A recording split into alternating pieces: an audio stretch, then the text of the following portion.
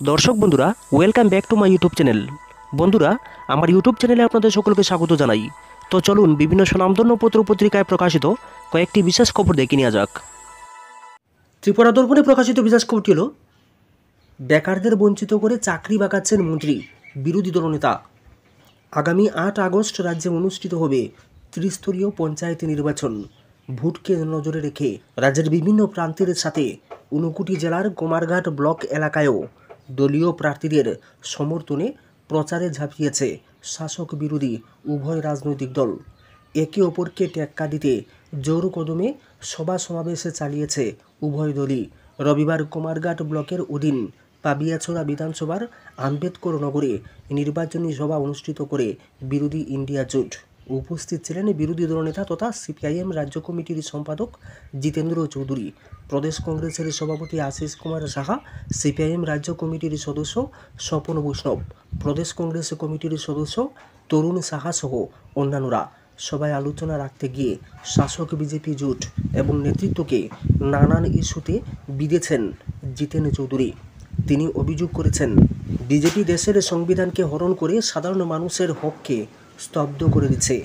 তিনি বলেছেন, মানুষের বাকস্বাধীনতা হরণ করে একাংশ নেতারা কোটিপতি হচ্ছেন আর তিনি বলেছেন, মানুষের বাকস্বাধীনতা হরণ করে একাংশ নেতারা কোটিপতি হচ্ছেন আর মানুষ তাদের চোখ রাঙানিতে ভয় পেয়ে এইসব নিয়ে মুখ খোলার সাহস পাচ্ছেন না।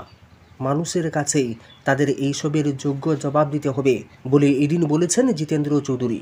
নাম না করে এই দিনের সভা থেকে তিনি মহকুমা এলাকার জনৈক শাসক দলের মন্ত্রীর বিরুদ্ধেও সুর চড়িয়েছেন। তিনি অভিযোগ করেছেন, বেকারদের বঞ্চিত করে নিজের পরিবারে চাকুরি বাগিয়ে নিয়েছেন মন্ত্রী। এটাই বিজেপির বিকশিত ভারতের নমুনা বলে এই দিন সভা থেকে দাবি করেছেন বিরোধী দলনেতা। এই দিনের সভায় আলোচনা রাখেন প্রদেশ কংগ্রেস সভাপতি আশিস সাহ। আশিসবাবু তার বক্তব্যে অভিযোগ করেছেন, ত্রিপুরায় বিজেপির শাসনে গণতন্ত্রের ছিটে ফোটাও নেই। বিরোধী দলের প্রার্থীদের ভোটে লড়তে দেওয়া হচ্ছে না। শাসক দল নিজেদের দুর্বলতা ঢাকতেই এই পথে হারছে। এদিন রাজ্যের মুখ্যমন্ত্রীর বিরুদ্ধেও সুর চড়িয়েছেন আশিস সাহা। তিনি অভিযোগ করেছেন, রাজ্যের মানুষ আগে প্রতিটি দপ্তরের জন্য আলাদা মন্ত্রী পেতেন, কিন্তু বর্তমানে ত্রিপুরার মুখ্যমন্ত্রী রাজ্যের 28টি দপ্তর নিজের হাতেই রেখেছেন। এতে করে ত্রিপুরার উন্নয়নমূলক কাজে ব্যাঘাত ঘটছে বলে দাবি করেছেন আশিস সাহা। এলাকার দলীয় জোট প্রার্থীদের সমর্থনে ছিল এই দিনের সভা থেকে প্রার্থীদের জয়ী করার বার্তা দিয়েছেন নেতৃত্ব। ডাবল ইঞ্জিনের শাসনে নির্বাচন প্রহসন কংগ্রেস। রাজ্যের ডাবল ইঞ্জিনের শাসনে এক ভয়ঙ্কর পরিস্থিতির সম্মুখীন রাজ্যবাসী। শিক্ষা, স্বাস্থ্য থেকে শুরু করে সব কিছু এখন ভেঙে পড়েছে। ক্ষমতায় আসার আগে শাসকেরা যেসব প্রতিশ্রুতি দিয়েছিলেন তার একটাও বাস্তবায়ন হয়নি। জিনিসপত্রের দাম যেমনভাবে বাড়ছে তাতে নাবিশ্বাস উঠছে প্রত্যেকের। রবিবার আগরতলা প্রদেশ কংগ্রেস ভবনে আয়োজিত এক সাংবাদিক সম্মেলনে রাজ্য সরকারের কাজকর্মের তীব্র সমালোচনা করে এমনটাই বলেছেন প্রদেশ কংগ্রেসের মুখপাত্র প্রবীর চক্রবর্তী। রবিবার আগরতলা প্রদেশ কংগ্রেস ভবনে আয়োজিত এক সাংবাদিক সম্মেলনে রাজ্য সরকারের কাজকর্মের তীব্র সমালোচনা করে এমনটাই বললেন প্রদেশ কংগ্রেসের মুখপাত্র প্রবীর চক্রবর্তী। সাংবাদিক সম্মেলনে শ্রী চক্রবর্তী এদিন রাজ্যের শাসক দল ও ডাবল ইঞ্জিন সরকারের তীব্র সমালোচনা করে আরও বলেছেন, রাজ্যে বিজেপি সরকার প্রতিষ্ঠিত হওয়ার পর এখনও পর্যন্ত যতটা নির্বাচন হয়েছে সবকটি নির্বাচনই প্রহসনে পরিণত হয়েছে। মানুষ তাদের গণতান্ত্রিক অধিকার সঠিকভাবে প্রয়োগ করতে পারেনি। এই অবস্থায় সামনে রয়েছে পঞ্চায়েত নির্বাচন। এই নির্বাচনকেও প্রহসনে পরিণত করা হয়েছে। এরপরেও যে আসনগুলিতে নির্বাচন হবে সেই আসনগুলিতে ভোটাররা তাদের ভোটাধিকার সঠিকভাবে প্রয়োগ করতে পারলে নিশ্চিতভাবেই জয়ী হবে বিরোধীরা। সাংবাদিক সম্মেলনে এদিন তিনি বলেছেন, ত্রিপুরা দর্পণ সম্পাদকীয় প্রহসনের নির্বাচন পঞ্চায়েত রাজের ধারণাটি এদেশে প্রথম এনেছিলেন জাতির জনক মহাত্মা গান্ধী। কিন্তু স্বাধীনতার পর কয়েক দশক পার করেও তৎকালীন সরকার গান্ধীজির এই ইচ্ছাটিকে সঠিকভাবে বাস্তবায়িত না করে গ্রাম পঞ্চায়েতকে কোনো প্রভাবশালী ব্যক্তির নিয়ন্ত্রণেই রেখে দেওয়া হয়েছিল। কিন্তু পরবর্তীকালে রাজীব গান্ধী যখন প্রধানমন্ত্রী হন তখন দেশে পঞ্চায়েত রাজ আইন পাস হলো। সেই সময় থেকে গোটা দেশে নির্বাচিত পঞ্চায়েত গঠন হয়ে আসে। তখন এই রাজ্যে বামফ্রন্ট সরকার সফলভাবে সুষ্ঠু নির্বাচনের মাধ্যমে পঞ্চায়েত গঠনের মাধ্যমে পঞ্চায়েত রাজ ব্যবস্থার সফল বাস্তবায়ন করেন। ধীরে ধীরে বামফ্রন্ট সরকারই প্রথম গ্রাম সংসদ ব্যবস্থা চালু করে পঞ্চায়েতের সাথে বিভিন্ন সিদ্ধান্ত নিতে সাধারণ মানুষকেও যুক্ত করলেন।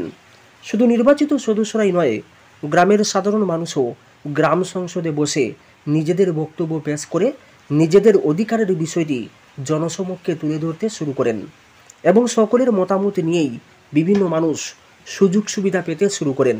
এরপর বামপন্থীদের তীব্র গণ আন্দোলনের মাধ্যমে 100 দিনের নিশ্চিত কর্মসংস্থানের দাবিটি আদায় করতে সক্ষম হন। এই কথা অস্বীকার করার উপায় নেই যে এই দাবিটি নিয়ে বামপন্থীরাই গোটা দেশে ধারাবাহিক আন্দোলন সংগঠিত করেছিল।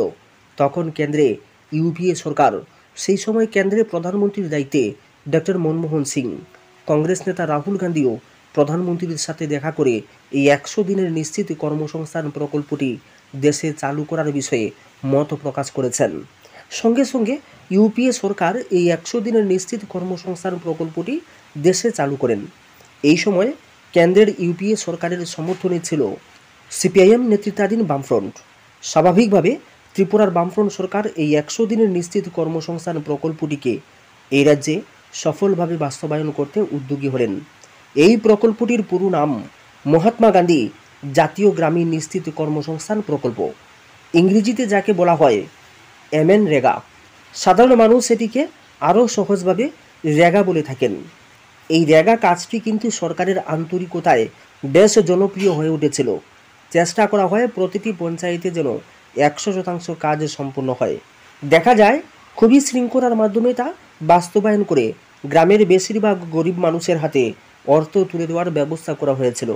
এই কথা কেউ অস্বীকার করার উপায় নেই যে যখন থেকে রেগা চালু হয় তখন এই রাজ্যে তা সফল বাস্তবায়নের জন্য সাধারণ গরিব মানুষ এখনকার মতো অসহায় অবস্থার মধ্যে কাটাননি।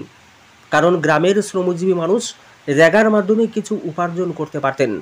বর্তমান বিজেপি সরকার এই রাজ্যে ক্ষমতায় আসার আগে, অর্থাৎ 2018 সালের বিধানসভা নির্বাচনের আগে সাধারণ মানুষের সামনে কিছু অসম্ভব সব জনপ্রিয় প্রতিশ্রুতি নিয়ে হাজির হয়েছিল বিজেপি নেতৃত্ব।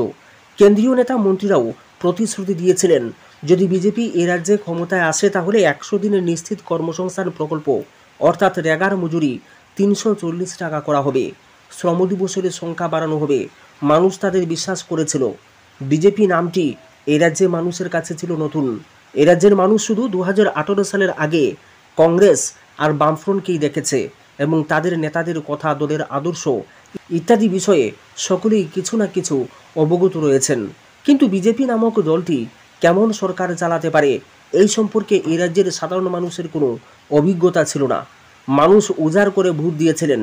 বিজেপি এই রাজ্যের ক্ষমতায় এলো, কিন্তু ক্ষমতায় আসার সাথে সাথেই এই রাজ্যের সাধারণ গরিব বংশের মানুষেরও কপাল পুড়ল। কোথায় রেগার মজুরি 340? তা তো হলোই না, বরং যে মজুরি চালু আছে তাও রেগা প্রকল্পে অংশগ্রহণকারী মানুষেরা সঠিকভাবে পেলেন না। রেগার কাজেও পরিমাপ চালু করে নির্ধারিত মজুরি থেকে বঞ্চিত করা হলো। কাজের পরিমাপের সাথে মিল না থাকায় অর্থের পরিমাণও কমতে শুরু করলো। এইভাবে চলতে চলতে এই সময় রেগার কাজ প্রায় 70% কমিয়ে দেওয়া হয়েছে। তারপর ধীরে ধীরে বিভিন্ন পঞ্চায়েতে রেগার কাজের পরিমাণ প্রায় শূন্যে নেমে এসেছে। ফলে ত্রিপুরার গ্রামীণ আর্থসামাজিক অবস্থা আজ ধ্বংসের মুখে। সেই সাথে গ্রামীণ রাস্তাঘাটও আজ ভীষণ রকমভাবে বেহাল হয়ে পড়েছে। সামাজিক ভাতার বিষয়টি যেন কিছু নেতাও গ্রাম পঞ্চায়েতের সদস্যদের পরিবারেই সীমাবদ্ধ হয়ে রইল। তাছাড়া কংগ্রেস আমলের ইন্দিরা আবাস যোজনাকে প্রধানমন্ত্রী আবাস যোজনা করা হলেও এই যোজনায় আর্থিক বরাদ্দ দ্রব্যমূল্য বৃদ্ধির সাথে সামঞ্জস্য রেখে করা হয়নি। তার উপর বর্তমান জমানায় ত্রিপুরায় বিভিন্ন পঞ্চায়েতে যারাই প্রধানমন্ত্রীর আবাস যোজনার ঘর পেয়েছেন তারা কি মজুরিকৃত অর্থের পুরোটা পেয়েছেন কিনা তাও ইতিমধ্যেই এই রাজ্যের মানুষ জেনে গিয়েছেন। ঘর প্রতি 30,000 টাকা কোথায় গেছে তা কেবল সুবিধাভোগীরাই বলতে পারবেন। কিন্তু একটি ঘর এর মঞ্জুরিকৃত অর্থের মধ্যে 20,000 টাকার হিসাব নাকি যাবে রেগার খাতে, অর্থাৎ 20,000 টাকা রেগার কাজের মাধ্যমে প্রদান করা হবে বলে জানানো হয়েছিল। কিন্তু রেগার কাজ করানো হয় না, ফলে এই টাকা নিয়েও সুবিধাভোগীরাও চুপ করে থাকেন। রেগা প্রকল্প থেকে আবাস যোজনার 20,000 টাকা প্রদানও একটি বড় ঘোটালা। কারণ রেগা একটি আলাদা প্রকল্প এবং আবাস যোজনা একটি আলাদা প্রকল্প। বাজেটে দুটির জন্যই আলাদা আলাদা অর্থ বরাদ্দ হয়ে থাকে। সেই ক্ষেত্রে একটি প্রকল্পের টাকা অন্য প্রকল্পে ব্যয় করার কোনো সুযোগ নেই। কিন্তু রেগা কাজ প্রায় শূন্যে নিয়ে আসায় গ্রামীণ মানুষ সবচেয়ে বিরক্ত বর্তমান সরকারের প্রতি। এই বিষয়টি শাসক দলীয় নেতাদেরও অজানা নয়। তাই 100% সঠিক ভোট কিন্তু তাদের কাছে ভয়ের কারণ ছিল। এখনও সেই ভয়ে কাজ করছে উপর থেকে নিচু পর্যন্ত ছোট বড় সকল নেতাদের মনে। তাই বিরোধী যেসব সদস্য পঞ্চায়েত নির্বাচনে ভয়ভীতি উপেক্ষা করে অংশগ্রহণ করেছেন, তাদের রাতের অন্ধকারে হামলার মাধ্যমে নানারকম ভয়ভীতি প্রদর্শনের মাধ্যমে নির্বাচনী ময়দানে ছাড়তে প্ররোচিত করা হচ্ছে। এইভাবে এই রাজ্যে পঞ্চায়েত নির্বাচনকে প্রহসনে পরিণত করা হচ্ছে।